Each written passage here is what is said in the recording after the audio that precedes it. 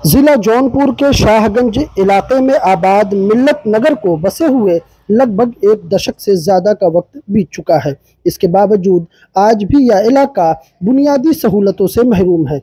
ना तो यहाँ आने जाने के लिए सड़क है और ना ही पानी की निकासी के लिए कोई नाला।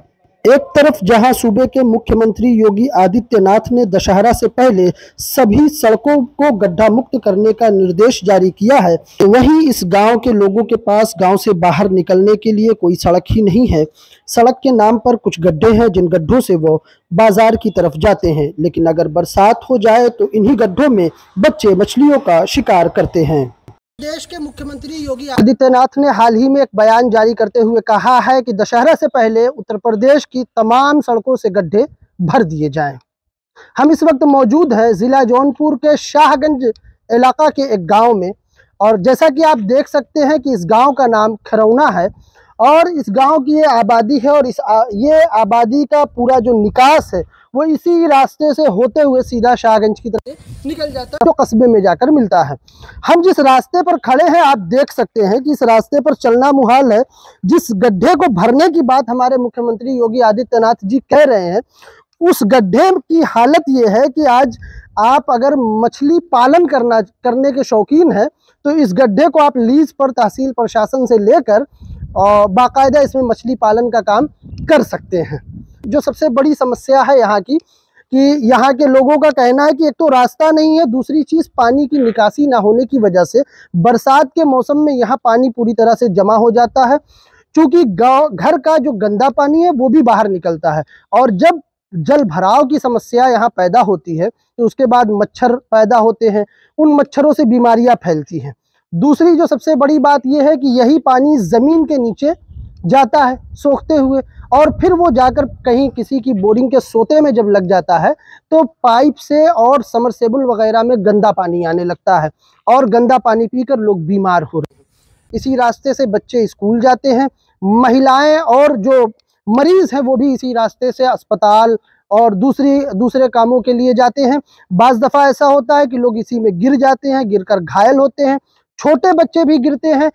किस तरह की समस्या का सामना करना पड़ रहा है आप लोगों को यहाँ पर? समस्या का सामना ये करना पड़ रहा है कि हमारे जैसे बच्चे हैं स्कूल जाते हैं और जब वो स्कूल जाते हैं तो उनकी वैन जो है यहाँ तक नहीं आ पाती है। ना आने का कारण ये है कि आप जल जमाव देख सकते हैं और हमारे बच्चे मेन रोड तक पैदल जाते हैं, तकरीबन आधा किलोमीटर पैदल जाके बस पे बैठते हैं, तब जाकर वो स्कूल जाते हैं। और हम लोगों ने कई दफ़ा प्रधान से भी गुजारिश की है कि हमारे मिल्लत नगर का रास्ता बनवा दें, लेकिन उनके ऊपर कुछ असर नहीं पड़ता है। हम लोग जाते हैं उनके पास और कहते हैं, वो कहते हैं देखते हैं। और एक बार तो हम लोगों ने कई लोगों ने जाकर उनको वो दिया था, सिग्नेचर करके उन्होंने मांगा था तो हम लोगों ने दिया था, लेकिन आज तक अभी तक कोई काम मिल्लत नगर में नहीं हुआ है। मिल्लत नगर ग्राम पंचायत खरौना में है। मिल्लत नगर की आबादी लगभग क्या होगी? मिल्लत नगर की आबादी लगभग इस वक्त कुछ नहीं तो कितने मकान होंगे?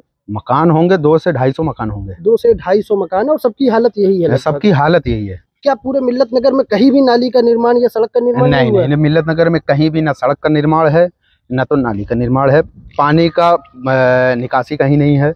लोग जो घर के सामने प्लॉट छूटा हुआ है उसके अंदर नालियां अपनी बहाते हैं और उनकी वजह से कई बीमारियां बच्चों को पकड़ती हैं, जैसे मच्छर पैदा होते हैं, मच्छर काट लिया, मलेरिया हुआ, ऐसी कई बीमारियों का सामना बच्चों को करना पड़ता है। बाकी आप लोग देख ही रहे हैं, रास्ते का हालत आप लोग खुद देख रहे हैं।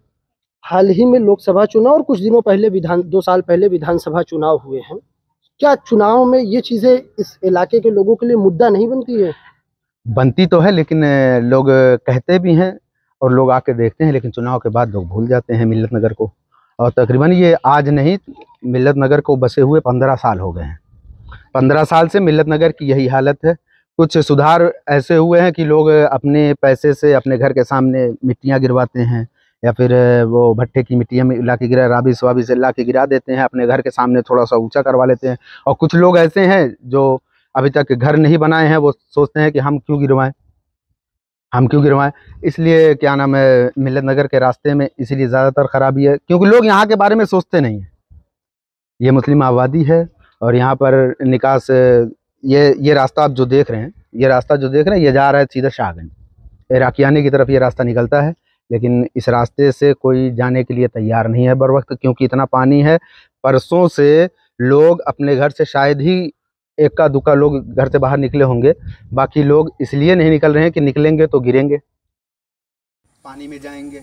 जिनको बहुत ज़्यादा इमरजेंसी है वही निकल पाते हैं। स्कूल जाती हो, यहाँ से कैसे जाती होगी? यहाँ से पैदल जाते हैं और बहुत परेशानी होती है पैदल जाने में। यूनिफॉर्म्स गंदे हो जाते हैं अक्सर। गिरने की वजह से चोट वोट भी लगी है? कभी गिरे पड़े हो कभी?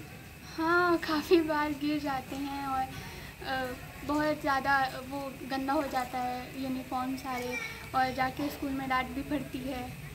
क्या नाम है आपका? मेरा नाम है अब्दुल बासित। यहाँ पर रोड पर पानी भरा हुआ है, जल जमाव की स्थिति है, कैसा क्या समस्या यहाँ पर होती है आप लोगों को? यहाँ पे हम लोग को कहीं जाना रहता है तो जा नहीं पाते हैं। फिर एक तो ट्यूशन जाना रहता है, वो नहीं जा पाते।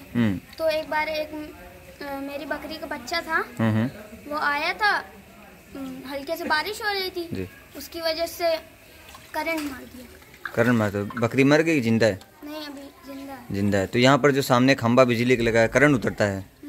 अच्छा, पास में मस्जिद है, नमाज पढ़ने जाते हो? हाँ। तो क्या तकलीफ होती है नमाज पढ़ने जाते हो? गंदा पानी यहाँ पर फैल रहा है रोड पर।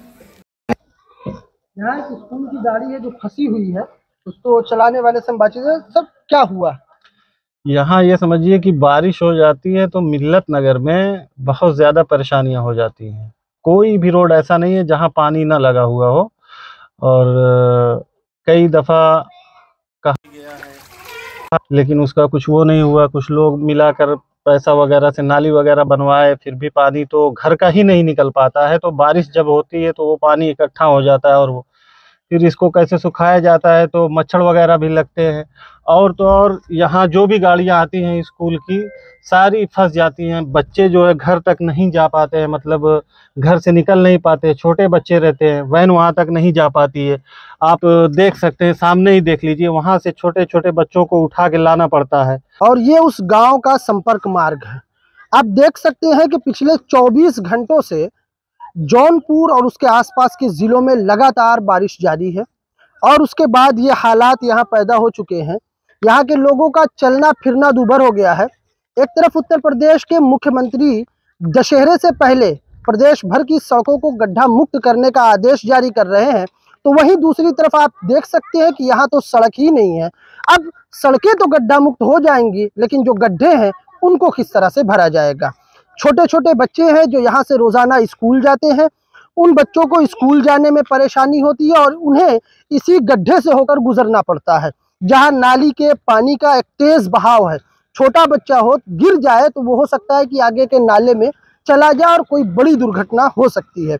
वहीं जो बड़े बच्चे हैं वो भी अगर स्कूल जा रहे होते हैं तो स्कूल जाते वक्त रास्ते में कीचड़ में फंसकर गिर जा रहे हैं। बहुत सारे बच्चे हमारे साथ यहाँ आपके आसपास मौजूद हैं, जिन बच्चों को आप देख सकते हैं कि हमारे आने से पहले इसमें मछलियों की तलाश कर रहे थे। बड़ी बात यह है कि उत्तर प्रदेश का हाल ऐसा है, यहाँ की सड़कों में इतने बड़े गड्ढे मौजूद हैं कि उन गड्ढों में आप आसानी मछलियाँ पकड़ सकते हैं, और बाकायदा लोग मछलियाँ पकड़ रहे हैं।